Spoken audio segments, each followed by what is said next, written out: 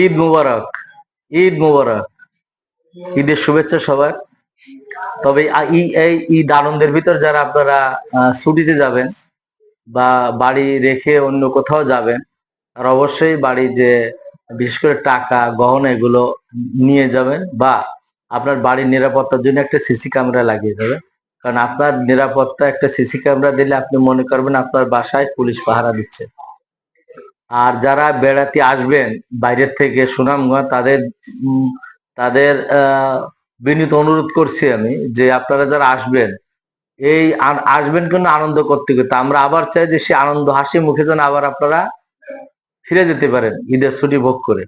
এর ভিতর আসার পর যেন আপনারা কেউ বাড়িতে এসে জমি জমা মাপা নিয়ে যেন গ্যাঞ্জাম না হয়, ঈদের জামাত নিয়ে যেন কোনো গ্যাঞ্জাম না হয়, অর্থাৎ ঈদ পারপাসে যেন কোনো গ্যাঞ্জাম ট্যাঞ্জাম না করেন। কারণ আবারও বলছি, আপনারা যে ঈদে আসবেন আনন্দ করতে, কিন্তু কেউ জায়গা জমি মাপার জন্য আসেন না। কারণ জায়গা জমি মাপতে গেলে এখানে বিভিন্ন বিশৃঙ্খলা দেখা যায়। যদি জায়গা জমি নিয়ে আপনার কোথাও সমস্যায় থাকে, তাহলে ঈদের পরে যে সময় কোর্ট খুলবে সে সময় কোর্টের আশ্রয় নেবেন বা আমাদেরকে শরণাপন্ন হবেন।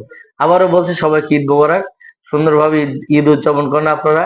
ঈদ যেন সবার মুখে হাসি থাকে, আবার ঈদ শেষেও যেন সবার মুখে হাসি থাকে, এই কামনায়। আসসালামু আলাইকুম।